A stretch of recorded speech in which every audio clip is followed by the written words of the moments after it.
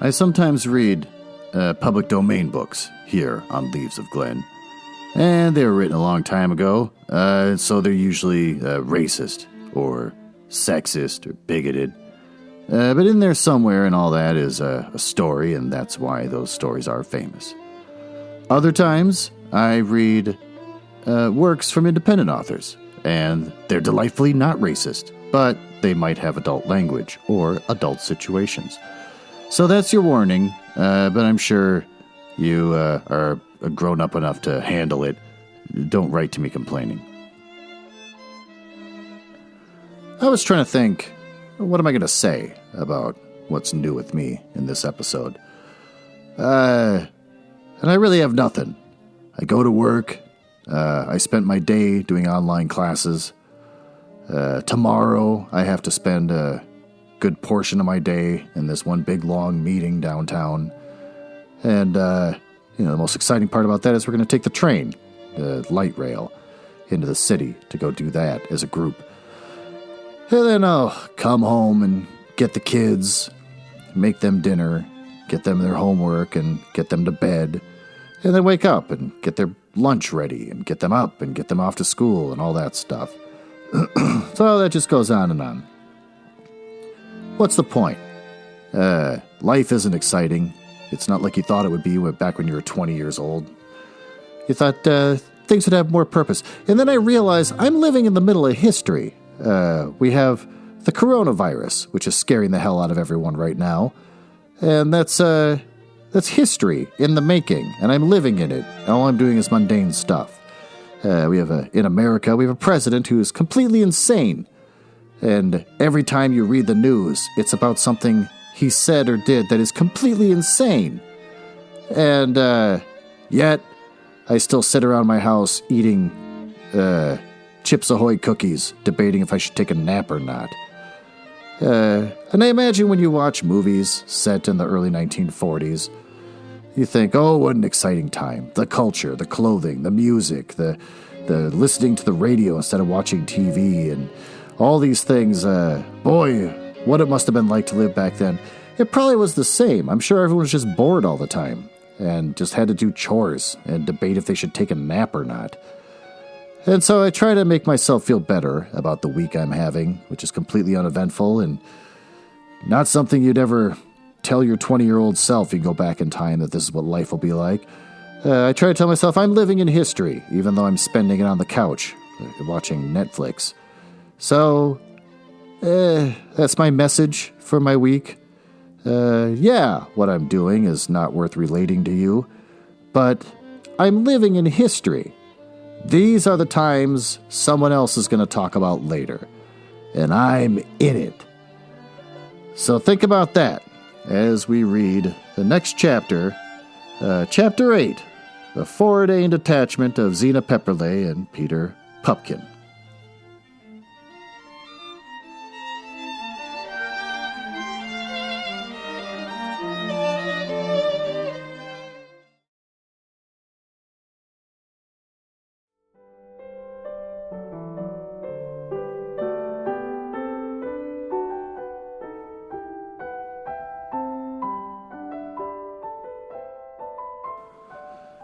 My poor cat, who's 21 years old, is so lonely since the other cat passed away that he's just been walking around the house yowling. I've been home, but haven't been up there taking care of him because I've been down in the basement recording podcasts with Ben and now reporting this. So I've left the door open so he can come down. You're probably going to hear him stand up there and scream at me at some point. We're just going to pretend like it's not happening. Chapter 8. The Fore-ordained Attachment of Zena Pepperleigh and Peter Pupkin. Zena Pepperleigh used to sit reading novels on the piazza of the judge's house, half hidden by the Virginia creepers. At times the book would fall upon her lap, and there was such a look of unstilled yearning in her violet eyes that it did not entirely disappear even when she picked up the apple that lay beside her and took another bite of it. With hands clasped, she would sit there dreaming all the beautiful daydreams of girlhood. When you saw that faraway look in her eyes, it meant that she was dreaming that a plumed and armored knight was rescuing her from the embattled keep of a castle beside the Danube. At other times, she was being borne away by an Algerian corsair over the blue waters of the Mediterranean and was reaching out her arms toward France to say farewell to it.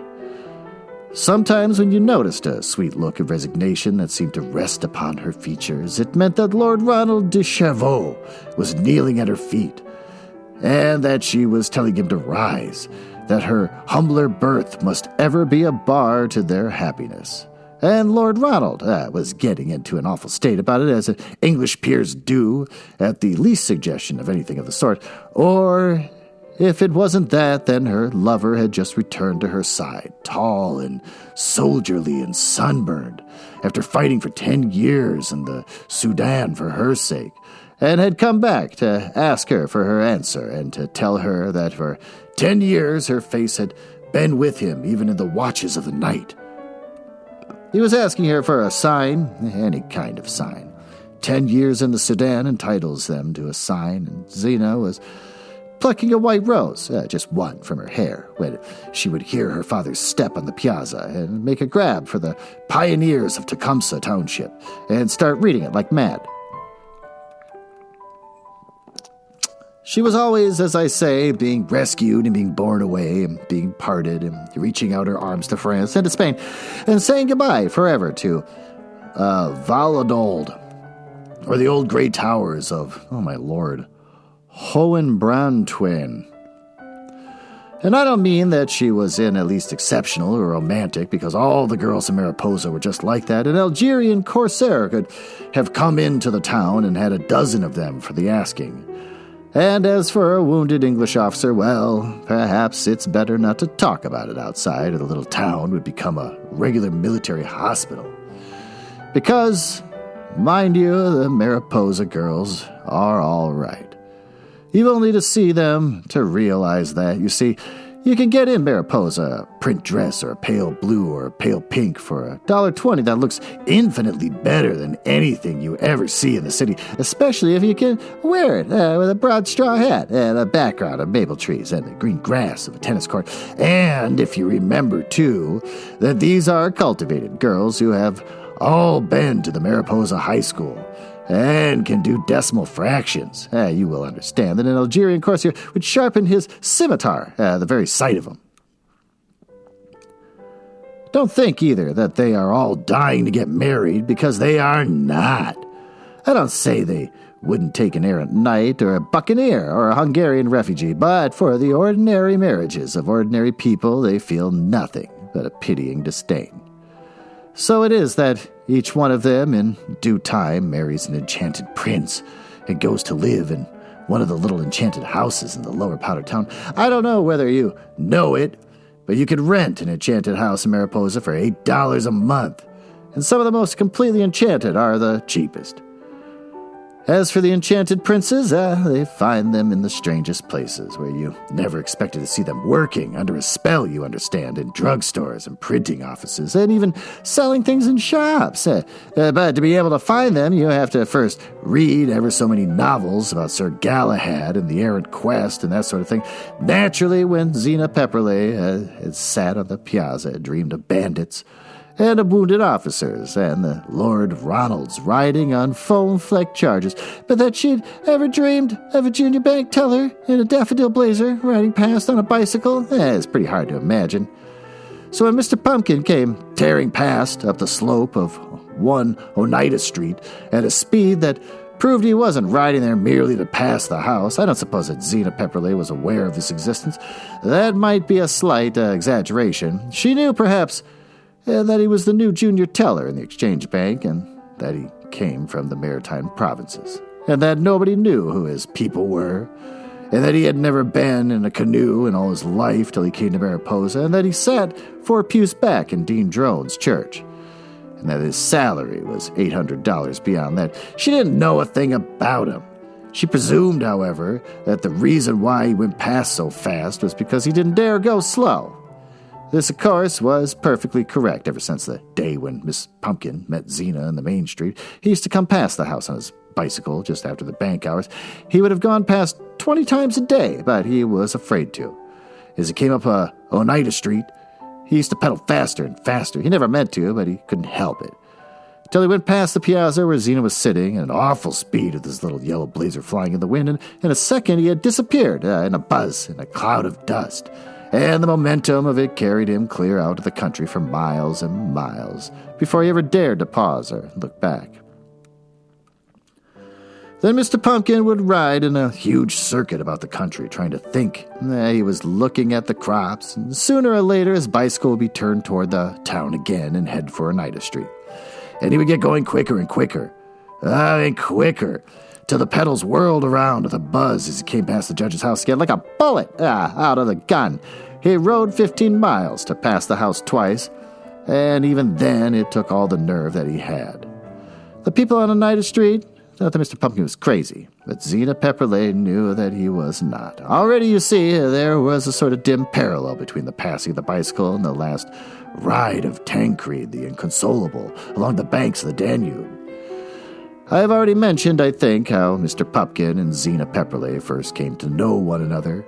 Like everything else about them, it was a sheer matter of coincidence, quite inexplicable unless you understand that these things are foreordained. That, of course, is the way with foreordained affairs, and that's why where they differ from ordinary love.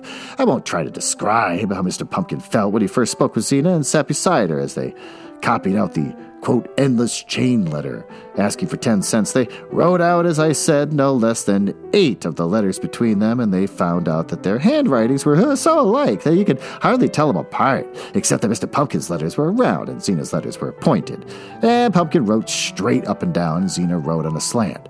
Beyond that, the writing was so alike that it was the strangest coincidence in the world. Of course, when they made figures, it was different, and Pumpkin explained to Zena that in the bank you have to be able to make a 7 so that it doesn't look like a 9.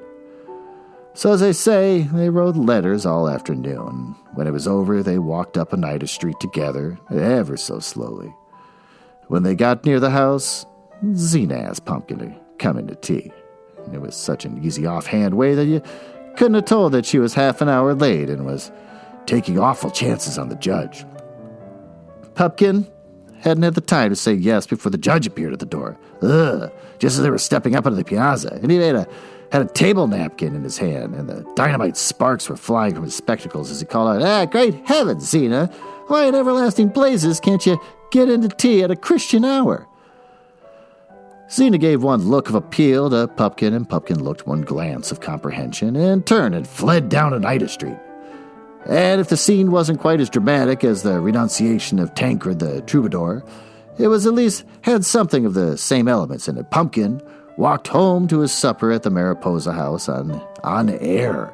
And that evening there was a gentle distance in his manner towards Sadie, a dining room girl that I suppose no bank clerk in Mariposa ever shown before. It was like Sir Galahad talking with the tire woman of Queen Guinevere and receiving huckleberry pie at their hands. After that, Mr. Pumpkin and Zena Pepperleigh constantly met together. They played tennis as partners on the grass court behind Dr. Gallagher's house, a Mariposa Tennis Club rented, you remember, for 50 cents a month. And Pumpkin used to perform perfect prodigies of valor, leaping into the air. To serve with his little body looked like a letter S. Sometimes, too, they went out on Lake Wissanotti in the evening in Pumpkin's canoe, with Zena sitting in the bow and Pumpkin paddling in the stern, and they went out ever so far. And it was after dark, and the stars were shining before they came home. Zena would look at the stars and say how infinitely far away they seemed. And Pumpkin would realize that a girl with a mind like that couldn't have any use for a fool such as him. Zena used to ask him to point out the Pleiades and Jupiter and Ursa Minor, and Pumpkin showed her exactly where they were. That impressed them both tremendously, because Pumpkin didn't know that Zena remembered the names out of the astronomy book at her boarding school, and Zena didn't know that Pumpkin simply took a chance on where the stars were. And there were so many times they talked so intimately that Pumpkin came mighty near to telling her about his home in the Maritime Provinces and about his father and his mother, and then kicked himself that he hadn't the manliness to speak straight out about it and take the consequences. Please don't imagine from any of this that the course of Mr. Pumpkin's love ran smooth. On the contrary, Pumpkin himself felt that it was absolutely hopeless from the start. There were, it might be admitted, certain things that seemed to indicate progress. In the course of the months of June and July and August, he had taken Xena out in his canoe 31 times, allowing an average of 2 miles for each evening. Pumpkin had paddled Xena 62 miles, or more than 100,000 yards. It surely was something. He had played tennis with her on 16 afternoons. 3 times he had left his tennis racket up at the judge's house in Xena's charge, and once he had, with her full consent, left his bicycle there all night. This must count for something. No girl could trifle with a man to the extent of having his bicycle leaning against the veranda post all night and mean nothing by it. More than that, he had been to tea at the judge's house 14 times. And 7 times he had been asked by Lillian Drone to the rectory when Xena was coming. And 5 times by Nora Gallagher to tea at the doctor's house because Xena was there. Altogether, he had eaten so many meals where Xena was that his meal ticket at the Mariposa lasted nearly double its proper time. And the face of Sadie, the dining room girl, had grown to wear a look of melancholy resignation, sadder than romance. Still more than that, Pumpkin had brought for Xena, reckoning it all together, 2 buckets of ice cream, and perhaps half a bushel of chocolate. Not that Pumpkin grudged the expense of it, on the contrary. Over and above the ice cream and the chocolate, he had brought her a white waistcoat and a walking stick with a gold top. A lot of new neckties and a pair of patent leather boots, that is. They were all brought on account of her, which is the same thing. Add to all this that Pumpkin and Xena had been to the Church of England church nearly every Sunday evening for 2 months. And one evening, they had even gone to the Presbyterian church, quote, for fun, unquote, which if you know Mariposa, you'll realize to be a wild sort of escapade that ought to speak volumes. Yet in spite of this, Pumpkin felt that the thing was hopeless, which only illustrates the dreadful ups and downs and wild altercations of hope and despair that characterize an exceptional affair of this sort. Yes, it was hopeless. Every time that Pumpkin watched Xena praying in church, he knew that she was too good for him. Every time that he came to call for her and found her reading Browning and Omar Khayyam, Khayyam, he knew that she was too clever for him. And every time that he saw her at all, he realized that she was too beautiful for him. You see, Pumpkin knew that he wasn't a hero. When Xena would clasp her hands and talk rapturously about crusaders and soldiers and firemen and heroes generally, Pumpkin knew just where he came in. Not in it. That was all. If a war would have broken out in Mariposa or the judge's house had been invaded by Germans, he might have had a chance, but it was hopeless. Then, there was Xena's father. Heaven knows Pumpkin tried hard to please the judge. He agreed with every theory that Judge Pepperleigh advanced, and that took a pretty pliable intellect in itself. They denounced female suffrage one day, and they favored it the next. One day the judge would claim that the labor movement was eating out the heart of the country. And the next day he would hold that the hope of the world lay in the organization of the toiling masses. Pumpkin shifted his opinions like the glass in a kaleidoscope. Indeed, the only things on which he was allowed to maintain a steadfast conviction were the purity of the Conservative Party of Canada and the awful wickedness of the recall of judges. But with all that, the judge was hardly civil to Pumpkin. He hadn't asked him to the house till Xena brought him there. Though, as a rule, all the bank clerks in Mariposa treated Judge Pepperleigh's premises as their own, he used to sit and sneer at Pumpkin after he had gone till Xena would throw down the pioneers of Tecumseh Township in a temper and flounce off the piazza to her room. After which the judge's manner would change instantly, and he would relight his corncob pipe and sit and positively beam with contentment, in all of which there was something so mysterious as to prove that Mr. Pumpkin's chances were hopeless. Nor was it all of it. Pumpkin's salary was $800 a year, and the exchange bank limit for marriage was $1,000. I suppose you're aware of the grinding, capitalistic tyranny of the banks in Mariposa, whereby marriage is put beyond the reach of ever so many mature and experienced men of 19, 20, and 21 who are compelled to go on eating on a meal ticket at the Mariposa house and living over the bank to suit the whim of a group of capitalists.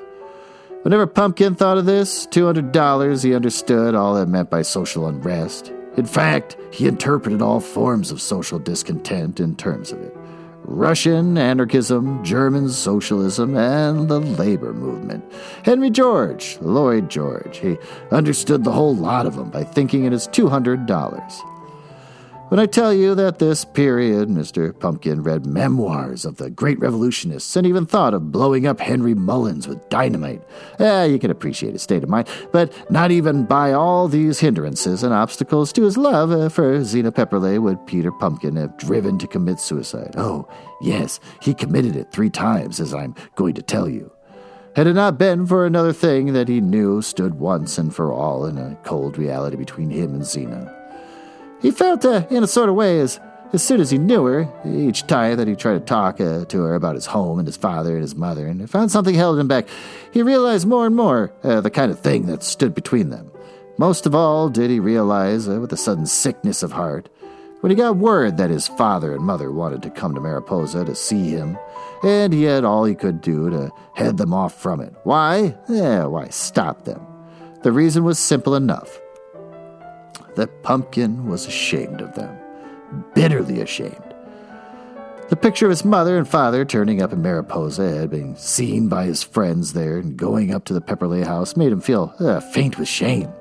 No, I don't say it wasn't wrong. It only shows the difference of the fortune, the difference of being rich and being poor. It means in this world, perhaps you've been so lucky that you cannot appreciate what it means to feel shame at the situation of your own father and mother. You think it doesn't matter. That honesty and kindliness of heart are all that counts. The only thing that shows you've never known some of the bitterest feelings of people less fortunate than yourself. So it was with Mr. Pumpkin. When he thought of his father and mother turning up in Mariposa, his face reddened with unworthy shame. He could just picture the scene. He could not get them out of their limousine touring car with the chauffeur holding open the door for them and his father asking for a suite of rooms. Just think of it, a suite of rooms at the Mariposa house. And the very thought of it turned him ill. What? You've mistaken my meaning? Ashamed of them for being that they're poor? Oh, good heavens, no, because they were rich. And not rich in the sense in which they were used the term in Mariposa, where a rich person merely means a man who has money enough to build a house with a piazza and to have everything he wants, but rich in the other sense. Oh, motor cars, Ritz hotels, steam yachts, summer islands, and all that sort of thing. Why, Pumpkin's father, what the use of trying to conceal it any longer, was a senior partner in the law firm of Pumpkin, and Pumpkin. And if you know the maritime provinces at all, you've heard the Pumpkins, the name in the household, word from Cherubusco to Cherubusco, whatever that means. And for the matter of that, the law firm and the fact that the Pumpkin Sr. had been an attorney general, and was the least part of it, attorney general. Why, there's no money in that. It's no better than the Senate. No, Pumpkin Sr., like so many lawyers, was practically a promoter. And he blew companies like bubbles. And when he wasn't in the maritime provinces, he was in Boston and New York raising money and floating loans. And when they had no money left in New York, he floated it in London.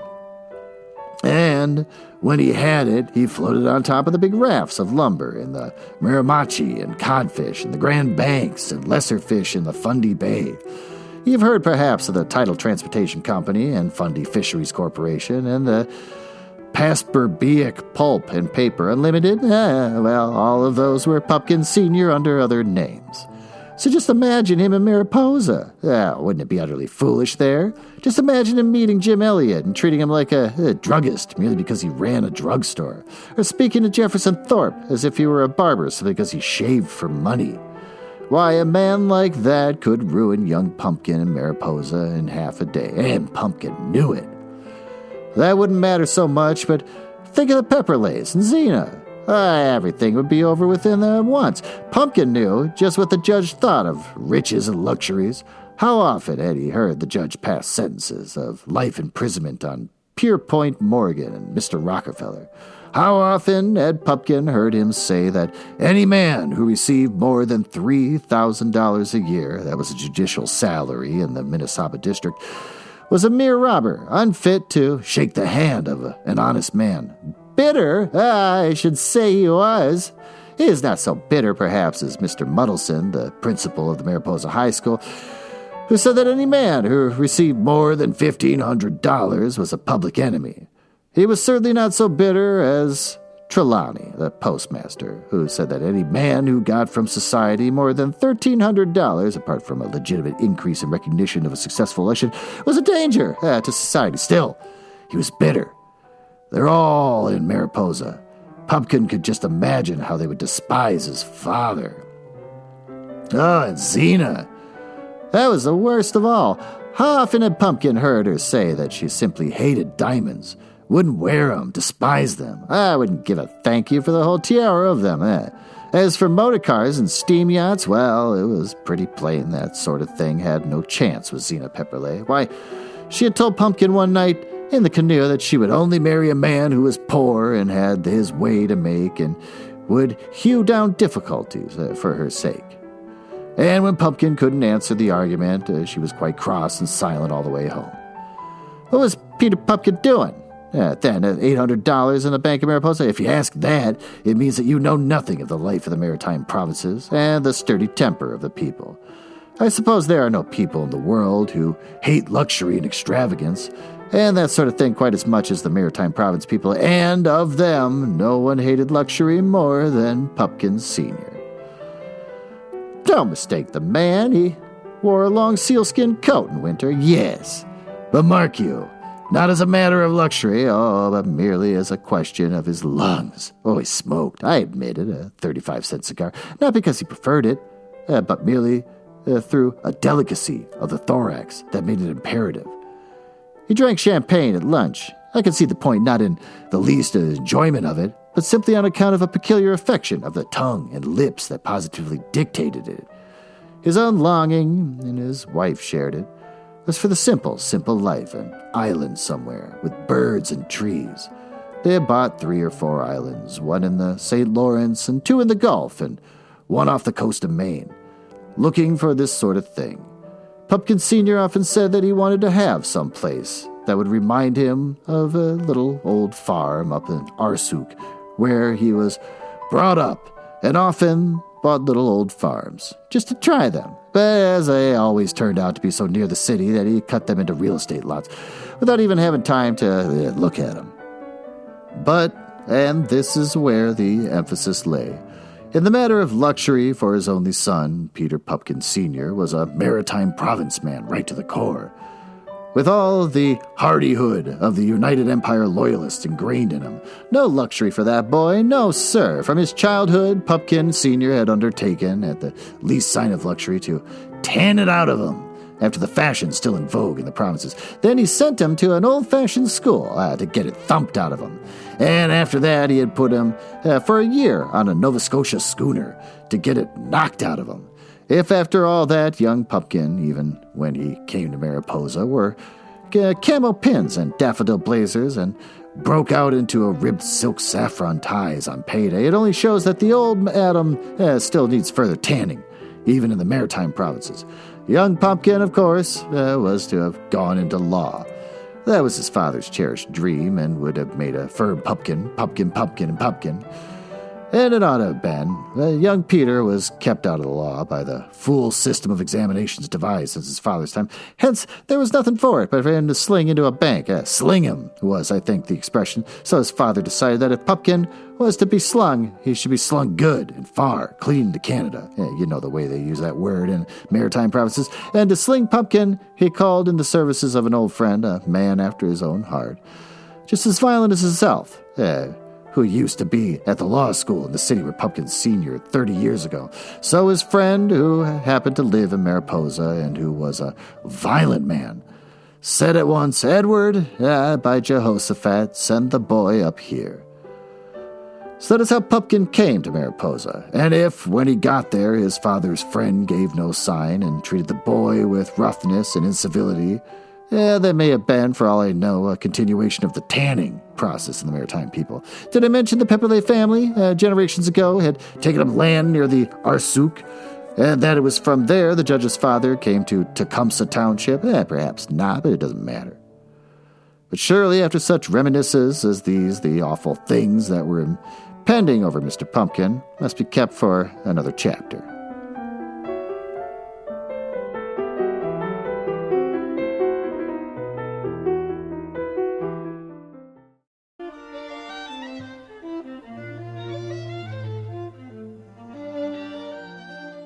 Well, I had nothing to say in the intro to the show, so I winged it, hoping that I could somehow tie what I read into that and wrap it all up with what the moral is for this chapter. And I got nothing. This has nothing to do with history and living in it and the mundane nature of it. But we did get to learn about a hilariously rich kid getting tanned. So that's something. And as before, love is stupid. The boy is too shy to make a move on her or be honest about his family's wealth, and the girl just wants a knight to sweep her off her feet, and so they can never seem to come together and just get married.